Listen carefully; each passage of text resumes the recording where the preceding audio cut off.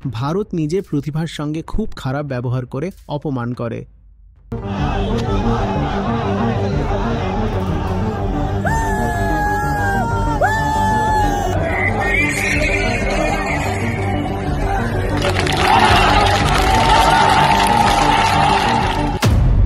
এটা ভীষণ দুঃখজনক যে স্বাধীনতার এত বছর পরেও আমরা এই ধরনের মৌলিক সমস্যাগুলো সমাধান করতে পারছি না, আর ছাত্রদের প্রশ্নপত্র ফাঁস, দুর্নীতি এসবের মধ্যে দিয়ে যেতে হচ্ছে।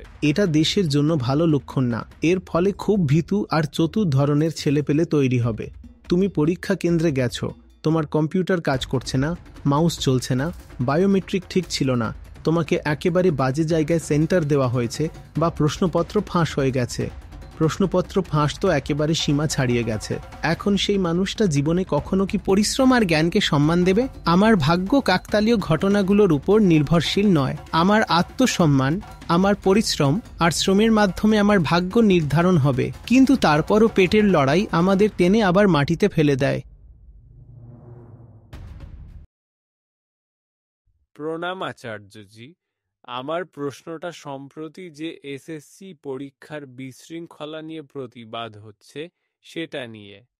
এটা ভীষণ দুঃখজনক যে স্বাধীনতার এত বছর পরেও আমরা এমন মৌলিক সমস্যাগুলো মেটাতে পারছি না, আর ছাত্রছাত্রীদের প্রশ্নপত্র ফাঁস, দুর্নীতি এসবের মধ্যে দিয়ে যেতে হচ্ছে। একদিকে আমরা বলি আমরা এক সভ্য সমাজ, এক উন্নত জাতি, আর অন্যদিকে এই ধরনের সমস্যাগুলো আমরা ঠিকঠাক সামলাতে পারি না। তাহলে এর মূল কারণটা কি? মৌলিক জিনিসপত্র তো সব পরে আসবে। তুমিও কি এক্সাম দিয়েছিলে? তাহলে তোমার এতে এত আগ্রহ কেন? তোমার ভাই বোন, কোনো বন্ধু বান্ধব আছে যারা এটা করেছে? ব্যাপারটা কি? আগে আমার কিছু পরিচিতরা দিয়েছিল। প্রতি বছর এতে গড়ে 10 থেকে 20,000 সিট থাকে, বুঝতে পারলে? আর প্রতিটা সিটের জন্য 200-এর বেশি আবেদন পড়ে।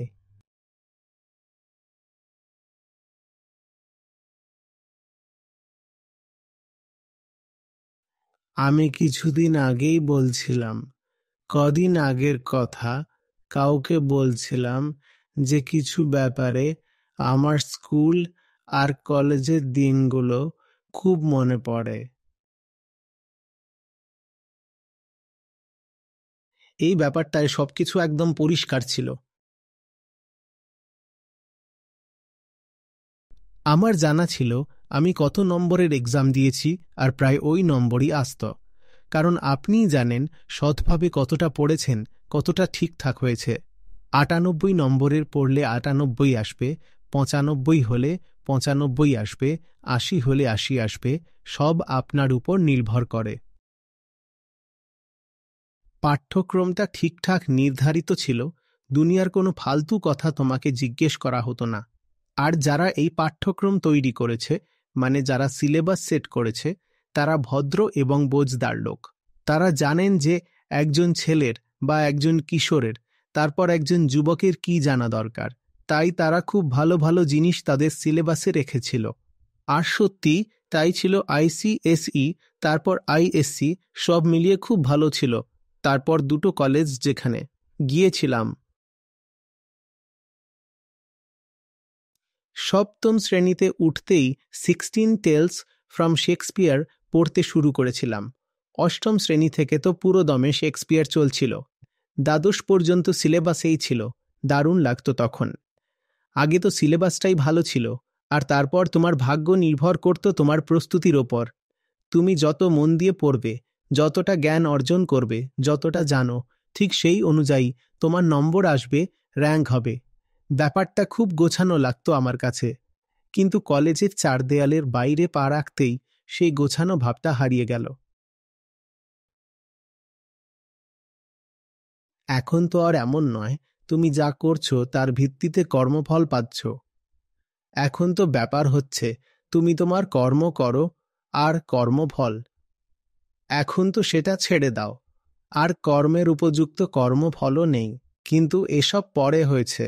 এসব তখন হয়েছে যখন আমি যথেষ্ট শক্তিশালী হয়ে উঠেছিলাম যে আমার কর্মফলের পরোয়া করার দরকার ছিল না। কিন্তু যখন তুমি যুবক, তুমি একজন ছাত্র, একটা ছোট মেয়ে, তোমার জন্য এটা খুবই জরুরি যে তোমার চোখের সামনে প্রমাণ থাকুক যে পৃথিবীটা একটা ন্যায়বিচারপূর্ণ জায়গা।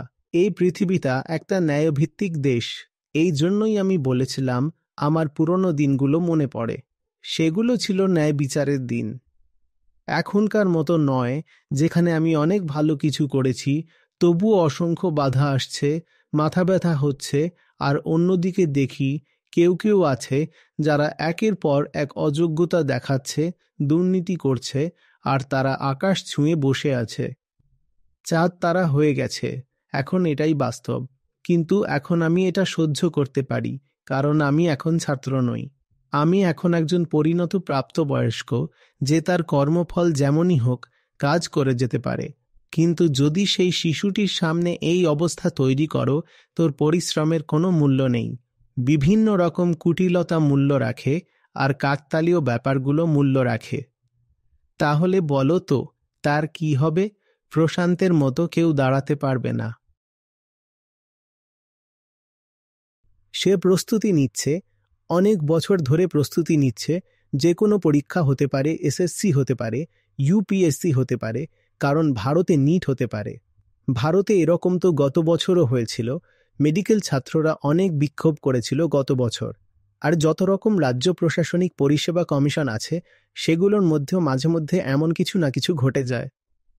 এখন কেউ যদি একটা ঘরে গিয়ে 3 বছর 5 বছর ধরে পড়াশোনা করে আর তারপর জানতে পারে যে আরেকজন লোক কাকতালীয়ভাবে বা ধূর্ততায় বা প্রশ্নপত্র ফাঁস করিয়ে এখন মিষ্টি খাচ্ছে, আর তুমি যে এতদিন ধরে পড়াশোনা করেছ, হয়তো পুরো প্রশাসনিক বিশৃঙ্খলার শিকার হয়ে গেছো, তোমার অ্যাডমিট কার্ড আসেনি, তুমি এক্সাম সেন্টারে গিয়েছ কিন্তু তোমার কম্পিউটার কাজ করছে না, তোমার মাউস কাজ করছে না, তোমার বায়োমেট্রিক ঠিক ছিল না, তোমাকে একেবারে অদ্ভুত জায়গায় সেন্টার দেওয়া হয়েছে, এই সব জিনিস ঘটছে তোমার সঙ্গে।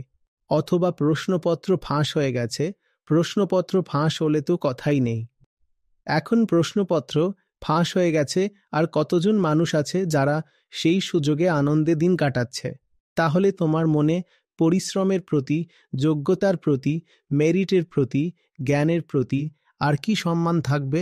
তুমি কেন পরিশ্রম করতে চাইবে? তুমি কেন পরিশ্রম করতে চাইবে সেটা আগে বলো তো। আর যেই মানুষটাকে ছোটবেলা থেকেই বা তার যৌবনে এই শিক্ষা দিয়ে দেওয়া হয়েছে যে দেখো ভাই, তোমার পরিশ্রমে কিছুই হবে না, হয়তো তোমার বাড়িতে টাকা আছে, তাহলে ডোনেশনের জোরে কাজ চালিয়ে নাও, অথবা তোমার ভালো কানেকশন আছে, তাহলেই সব ঠিকঠাক হয়ে যাবে। আমাদের আইসিএসই সিলেবাসে একটা বই ছিল, সোরসরাম জি কি মহিমা, হিন্দিতে পড়ানো হতো। সেই গল্পটা ছিল এরকমই, হয় তোমার কাছে টাকা থাকবে, নয়তো সোর্স থাকবে, তাহলেই কাজ হবে, না হলে শুধু চালাকি করে চলতে হবে। তাহলে ধরো এই সব জিনিসগুলো যদি নাও থাকে, এগুলো তো সিস্টেমের বাইরের ব্যাপার হয়ে গেল। কেউ সোর্স লাগিয়ে দিল, কেউ প্রশ্নপত্র ফাঁস করিয়ে দিল, তাই না? অথবা কারো সিলেকশন হচ্ছিল না, তাই ডোনেশন দিয়ে পেছন থেকে ঠেলা দিয়ে ঢুকিয়ে দিল। এগুলো তো সব সিস্টেমের বাইরে ঘটে যাওয়া ঘটনা। কিন্তু সিস্টেমের ভেতরে কি হচ্ছে? কোচিং ক্লাসগুলো খোলাখুলি লিখে দিচ্ছে সাফল্যের শর্টকাট, সাফল্যের ট্রিক্স। এই দেশে কি কোনো আর্যভট্ট জন্মাবে যদি গণিতের সব ছাত্র শুধু আগের বছরের প্রশ্নপত্র দেখে শর্টকাট খুঁজে বেড়ায়? গত 100 বছরে আমরা কত বড় বড় গণিতবিদ তৈরি করেছি। কিভাবে তৈরি করবে? এখানে তো যদি কাউকে জিজ্ঞেস করো সে কি গণিতের ছাত্র, তাহলে দেখা যাবে সে গণিতের নামে বসে বসে এমসিকিউর শর্টকাট ট্রিক্স খুঁজছে। এর থেকে কি সত্যিকারের গণিতবিদ বের হয়েছে? এই সব আমাদের পারিবারিক ব্যবস্থা, সমাজ আর শিক্ষা সব মিলেই দেশের ভিতটা ধরে ধরে ফাঁপা করে দিচ্ছে। জানো তো, আমরা বারবার রোমান সাম্রাজ্যের কথা বলি। এখনই যখন আমি শেক্সপিয়ারের কথা বললাম, তখন জুলিয়াস সিজার, রোম, রোম।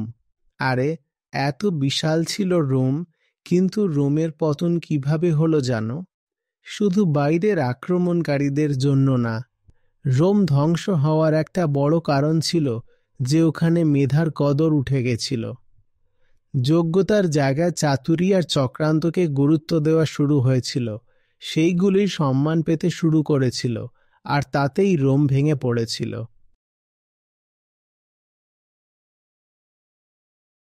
এত বড় রোম শেষ, যেখানে তুমি তোমার নতুন প্রজন্মকে এই বার্তাটা দিচ্ছ যে জ্ঞান দরকার নেই, যোগ্যতা, উপযুক্ততা, পরিশ্রম এইগুলোর কোনো গুরুত্ব নেই। তুমি যতই পরিশ্রম করো না কেন, সিস্টেম এমন নয় যে তোমার পরিশ্রমকে সম্মান দেবে। তুমি অনেক খাটনি করেছ, তুমি যতই খাটো না কেন, আমরা তোমাকে একটাও এন্ট্রি পাস দেব না। এখন ওই মানুষটা জীবনে আর কখনো পরিশ্রম আর জ্ঞানকে সম্মান দেবে? ও ভেতর থেকে খুব তিক্ত হয়ে যাবে আর বলবে, আমিও তো একসময় অনেক পরিশ্রম করেছিলাম, কিছুই হয় না পরিশ্রমে, সব হয় জোগাড়ে, শর্টকাটে। লাখ লাখ টাকা দিয়ে কোচিং করলে হয়, কোচিং সেন্টারগুলো সাকসেস সূত্র শেখায়, ট্রিক্স দেয়, সেখান থেকেই হয়। আর যদি আরও টাকা থাকে তাহলে প্রশ্নপত্র আগেই বের করিয়ে নিতে পারো, প্রশ্নপত্র ফাঁস করানোর এজেন্টরাও ঘুরে বেড়াচ্ছে। একজন কৃষকের কেমন লাগে যখন সে জানতে পারে তার ফসলটা মন্ডির দালালরা খেয়ে নিয়েছে? সে পরিশ্রম করেছে প্রাণপণে, আর মজা আরেকজন লুটে নিচ্ছে। তখন কেমন লাগে? ওই ছাত্রটার তখন এমন মনে হয় যখন সে দেখে যে কৃষকের তো এক বছরের পরিশ্রম নষ্ট হয়, একটা ঋতুর পরিশ্রম নষ্ট হয়। কিন্তু ছাত্রদের তো ভারতে যেমন ব্যবস্থা আছে, 2 বছর, 4 বছর, 6 বছর, আর ইউপিএসসির যোদ্ধারা তো 10 বছর ধরে খেটে যায়, তাদের এত দিনের পরিশ্রম।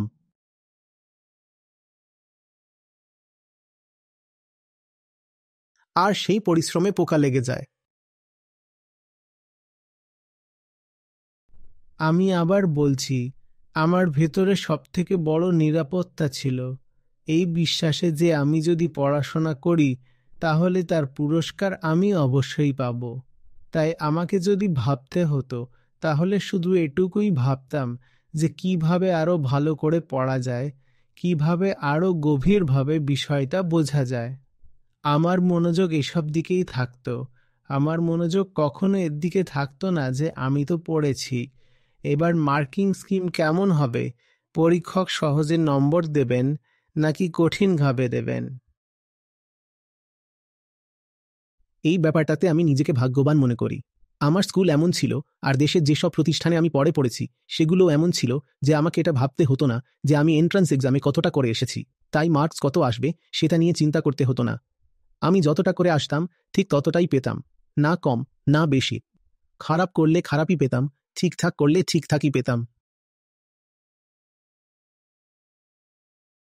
ওর থেকে ভেতরে একটা নিরাপত্তার অনুভূতি আসে, সে ভেতর থেকেই এক শক্তিশালী ভরসা হয়ে দাঁড়ায়। কি ভরসা হয়? আমার ভাগ্য কাকতালীয় ঘটনাগুলোর উপর আর নির্ভরশীল নয়। আমার ভাগ্য নির্ধারিত হবে আমার আত্মসম্মান, আমার পরিশ্রম, আমার শ্রমের দ্বারা। এটাই এক ভরসা হয়ে যায়। আর ঠিক উল্টো দিকে, একবার যদি তোমার ভিতরে এই ধারণা বসে যায়, সমাজ, ব্যবস্থা, সরকার, পুরো পরিবেশ যদি এই বার্তা দেয় যে বাবা তুমি তো রামের ভরসায় আছো, তুমি এক খড়কুটো তরঙ্গের ধাক্কা খাচ্ছ। এক ভাঙা পাতা, হাওয়া তোমাকে এদিকে ওদিকে উড়িয়ে নিয়ে যাচ্ছে। তারপর মানুষ ভেতর থেকে খুব অনিরাপদ বোধ করতে শুরু করে। সে ভাবে, কে জানে আমার কি হবে, আমি যতই পরিশ্রম করি না কেন ফল তো অন্য কিছুতেই নির্ভর করছে। কে জানে আমার ভবিষ্যৎ কি হবে, এমনিতেই একটা সিটের জন্য 200-250 লোক বসে আছে, আর তার উপর আমার নির্বাচন বা ফলাফল তো শুধু আমার পরিশ্রমের ওপর নির্ভর করছে না। তাই ভিতরে এক তীব্র অনিরাপত্তা ঢুকে পড়ে, খুব তীব্র। আর সেই অনিরাপত্তাটাই আমরা দেখি ভারতের সরকারি চাকরির প্রতি যে আসক্তি আছে সেটার মধ্যে। এখন বুঝতে পারলে কথাটা? যখন ভিতরে অনিরাপত্তা ঢুকে পড়ে তখন তুমি বাইরের দিকেই কি খুঁজবে? নিরাপত্তা। তুমি বলতে শুরু করো, এমন একটা চাকরি পেলে ভালো হয় যেখানে নিয়মই এমন থাকবে যে আমাকে আর বের করা যাবে না, বা বের করা খুব কঠিন হবে, যেখানে শুধু এখনই বেতন পাওয়া যাবে না, বরং পরে পেনশনও পাওয়া যাবে। এবং আরও অনেক কিছু, সব পিএফ গ্র্যাচুইটি থাকবে, আর হেলথ বেনিফিটসও রিটায়ারমেন্টের পরেও পাওয়া যাবে।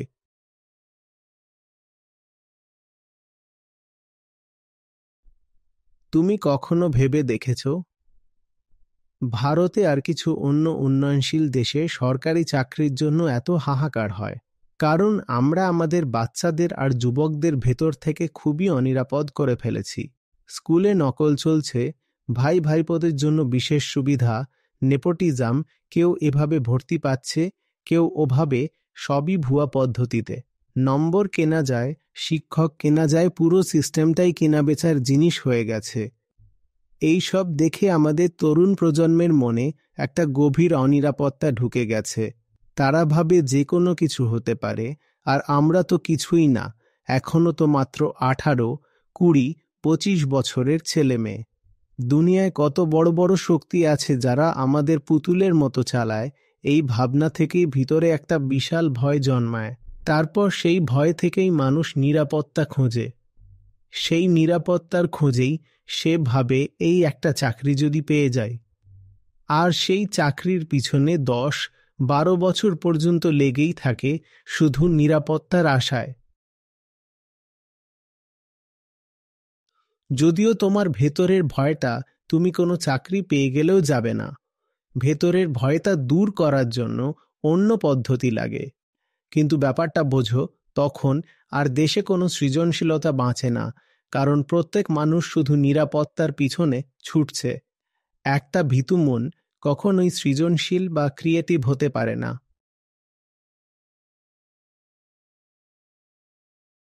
যে মানুষটা এখনো এটা পর্যন্ত জানে না যে জীবনের মৌলিক জিনিসগুলো ন্যায্য কিনা, সুশৃঙ্খল কিনা, সে তো সারা জীবন ওই মৌলিক জিনিসগুলোরই ব্যবস্থা করতে ব্যস্ত থাকবে।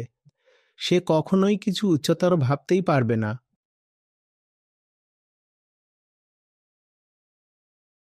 আমার কাছেও লোকজনের মেসেজ আসে, বলে আপনি যেসব কথা বলেন সেগুলো খুব ভালো, খুব উচ্চস্তরের, কিন্তু আমরা কি করব যদি আমাদের জায়গার, ঘরবাড়ির, পাড়ার, দেশের যে ব্যবস্থা আছে সেটা এখনো আমাদের দুবেলা খাওয়ার ব্যবস্থাটাই ঠিকমতো করতে পারছে না।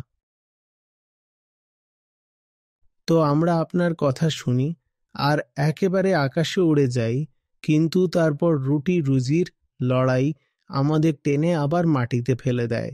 আর আমি তাতে একমত আছি। রুটিও এত বড় কিছু না। যদি সিস্টেমটা এমন হতো যে যতটা কাজ করবে ঠিক ততটাই পাবে, তাহলে কেমন হতো? যেটা নিশ্চিত না, মানে যেই অনিশ্চয়তা, আনসার্টেনটি ঢুকিয়ে দেওয়া হয়, ওটাই খুব মারাত্মক।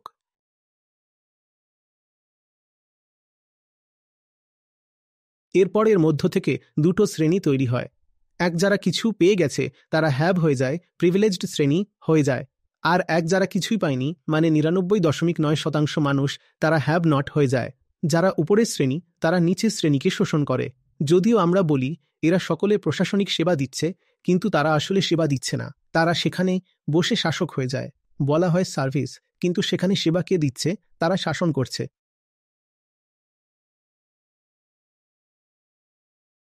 বলে তো সার্ভিস দিচ্ছে, কিন্তু ওখানে আসলে সার্ভিস কে দিচ্ছে? আসলে তো শাসন করছে। আর যারা নিচে থাকে তারা সারা জীবন এক বিষাক্ত অবস্থায় বাঁচে। তারপর তারা নিজেদের বাচ্চাদের বলে, তোমাকেও ওপরে উঠতে হবে, চলো চেষ্টা করো, জোর লাগাও, পরিশ্রম করো।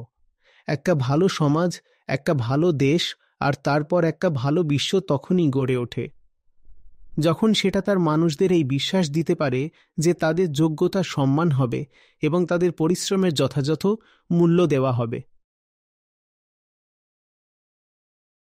ওকে সোজাসুজি বলা হয়, দেখো পরিশ্রম করো। যদি পরিশ্রম করো তাহলে যতটা পরিশ্রম করবে তার ফল পাবে, আর যদি পরিশ্রম না করো তাহলে কিছুই পাবে না। একটা অবনতিশীল সমাজের লক্ষণ হলো এই যে যারা কিছুই করেনি তারাও অনেক কিছু পাচ্ছে, আর যারা অনেক কিছু করেছে তারা অনেক সময় কিছুই পাচ্ছে না, কখনো বা গড়পড়তা কিছু জুটছে। আমি পড়েছিলাম একটা বোর্ডের পরীক্ষায় যেসব খাতা আসতো সেগুলো যাচাই করতে হতো। আর যেই বোর্ড পরীক্ষাগুলোর খাতা চেক করা হয় সেই খাতা চেক করার জন্য যারা চেক করেন তাঁদের প্রতি খাতার জন্য কিছু টাকা দেওয়া হয়। তাই তাঁদের মাথায় থাকে যত তাড়াতাড়ি সম্ভব বেশি করে খাতা শেষ করে ফেলা, কারণ টাকাটা তো প্রতিটা খাতার জন্যই পাওয়া যাবে। তাই ওনারা টাকা নিয়ে নেন, কিন্তু খাতার ওপর বেশি সময় দেন না। তো উনি কি করতেন, কপিগুলো নিয়ে নিজের বাড়িতে কোনো ছোটকে দিয়ে দিতেন আর বলতেন সবার নম্বর 55 থেকে 75-এর মধ্যে রাখো। মানে গড় নম্বর প্রায় সবাইকে 60-65 করে দাও। তো কেউ জিজ্ঞেস করল, আপনি এটা কি করছেন? উনি বললেন, কিছু না, একটা কপি চেক করার জন্য যত টাকা পাওয়া যাবে ততটাই তো পাওয়া যায়। ধরো কারো 50 পাওয়ার কথা ছিল, তাকে 70 দিয়ে দিলাম, সে ভাববে লিনিয়েন্ট মার্কিং হয়েছে। আবার যা 70 পাওয়ার কথা ছিল তাকে 50 দিলাম, সে ভাববে টাফ মার্কিং হয়েছে। কেউ ধরতেই পারবে না। আর এইভাবে খটাখট করে ওদের বাড়ির সেই ছোটু সব কপিগুলো মার্ক করে বেরিয়ে গেল।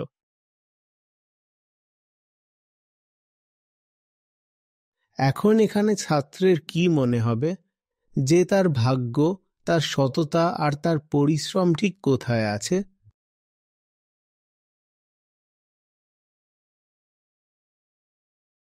কেউ 2-3 বছর ধরে প্রস্তুতি নিয়েছে, সে পরীক্ষা দিতে গেছে, কিন্তু তোমরা তাকে এন্ট্রান্স দিতে দিচ্ছ না, কারণ তার আঙুলের ছাপ, যেটা তোমরা বায়োমেট্রিক করো, সেটা মেলেনি। এটা তোমাদের ভুলের জন্য হয়েছে, আর সেই ভুলে তুমি তার জীবনটা নষ্ট করে দিলে। এখন সে কি আর জীবনে কখনো কোনো ব্যবস্থার ওপর ভরসা করতে পারবে?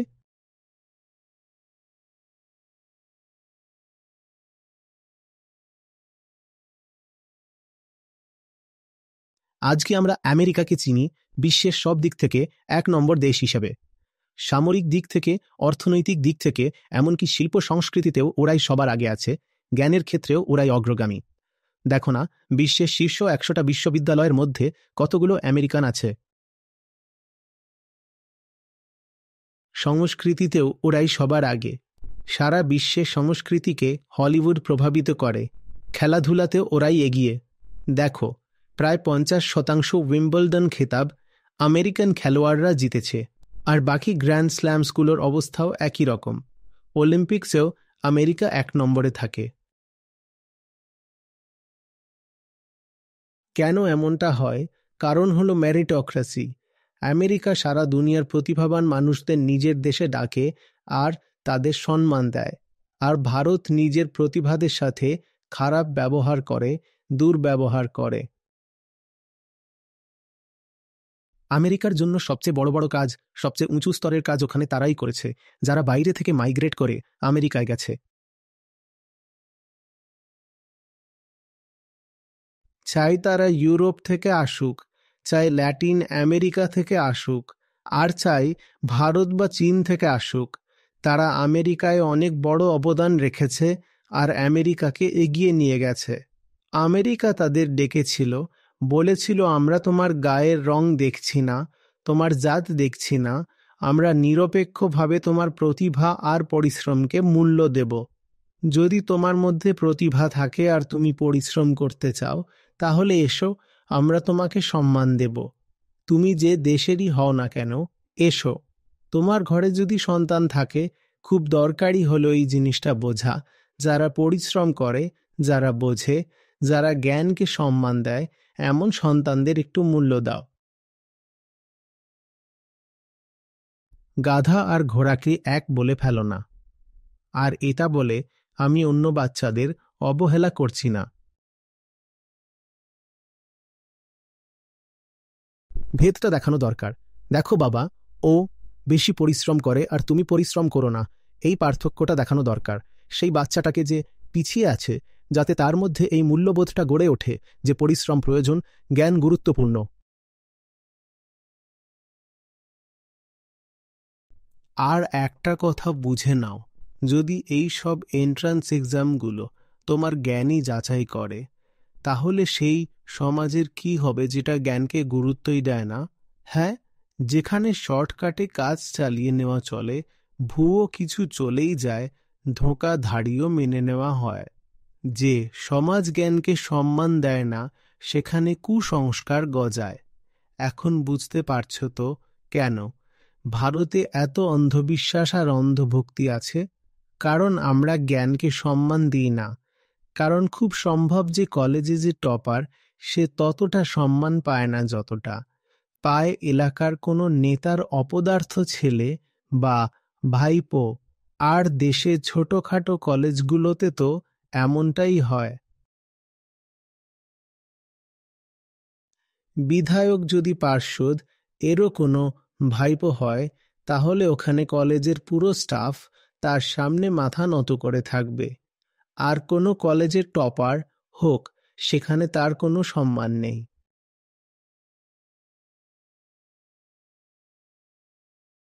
এরকম অবস্থায় না প্রজন্ম উঠে দাঁড়ায় আর না জাতি। একটি নিরপেক্ষ, ন্যায়সঙ্গত ব্যবস্থা গড়ে তোলা দরকার। ভগবদ্ গীতা বলে, কর্মণ্যেবাধিকারস্তে মা ফলেষু কদাচন। কিন্তু এই কথাটা তো একটু পরিণত মনের জন্যই, যারা ফলের চিন্তা না করে কাজ করতে পারে। আমরা বিদ্যার সংজ্ঞা বলেছিলাম, বিদ্যা মানে মুক্তি। বিদ্যা সেই জিনিস যা তোমাকে মুক্ত করে।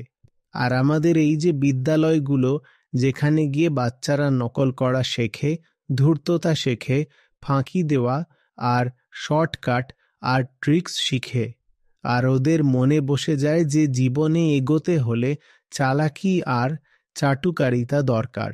এ কেমন বিদ্যালয়?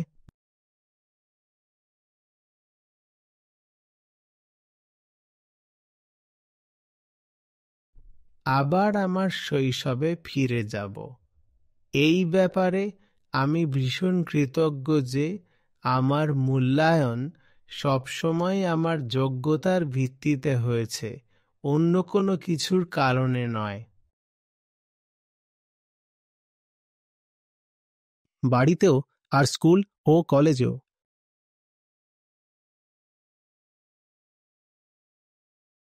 বাড়ির বড় ছেলে ছিলে, এতে কিছু যায় আসে না। ছেলে ছিলে, মেয়ে না, এতেও কিছু যায় আসে না। তোমার মূল্য তখনই আসবে যখন তুমি সেটা করবে যা তোমার করা উচিত। আর যদি তুমি সেটা করো, তাহলে যে কোনো পরিস্থিতিতেই আমরা তোমার থেকে তোমার মূল্য কেড়ে নিতে পারবো না। একটা জিনিস মানুষকে, আবার বলছি, ভেতর থেকে খুব সিকিওর করে তোলে, খুব শক্তিশালী করে তোলে। তোমার এমন মনে হতে শুরু করে যে আমার ভাগ্য আমার নিজের হাতে।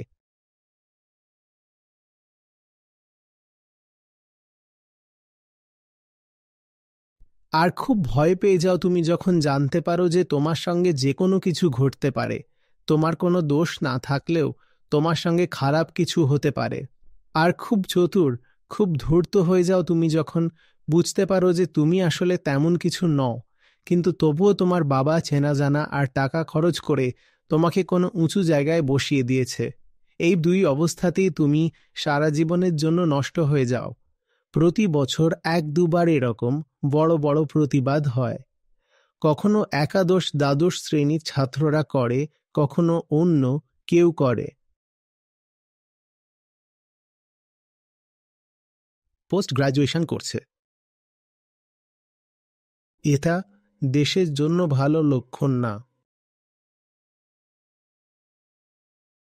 এতে করে খুব ভীতু আর আর ধূর্ত ছেলেরা জন্মেছে।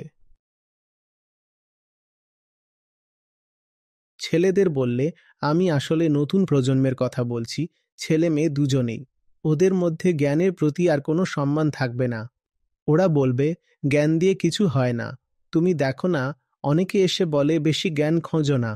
এই লোকগুলোই তো বলে আমরা অনেক বড় বড় জ্ঞানী দেখেছি, কিন্তু জ্ঞান দিয়ে কিছু হয় না। কি দিয়ে হয়? জুগাড়ে হয়, চাটুকারিতায় হয়, অলৌকিকতায় হয়, কুসংস্কারে হয়, নেতাজি শেঠজি বাবাজিদের পা চেকে হয়। জ্ঞানে কি হবে? আর যদি তোমার সমাজটা জ্ঞানের ভিত্তিতে দাঁড়িয়ে না থাকে, তাহলে ভাবো তো সেটা কোন ভিত্তির ওপর দাঁড়িয়ে আছে। এখানে আরেকটা ব্যাপার বেরিয়ে আসে, যারা আজ এই ভুল ব্যবস্থার বিরুদ্ধে প্রতিবাদ করছে তারাও আসলে তাদের বিরুদ্ধেই প্রতিবাদ করছে, যেরকম তারা নিজেরা হতে চায়। মানে শেষমেশ তারাও ওই সিস্টেমের মধ্যেই ঢুকতে চায়। আর যারা শিক্ষকরাও প্রতিবাদ করছে তারা তাদেরই বিরুদ্ধে করছে, যাদেরকে নিজেরাই পড়িয়ে ওই সিস্টেমে পাঠিয়েছে। একদম ঠিক। এইভাবে একটা পিরামিড তৈরি হয়, যেখানে উপরে থাকে শোষকেরা আর নিচে শোষিতেরা। আর যতজন শোষিত আছে তাদের স্বপ্ন শুধু এটুকুই, আমরাও একদিন শোষকদের দলে চলে যাব।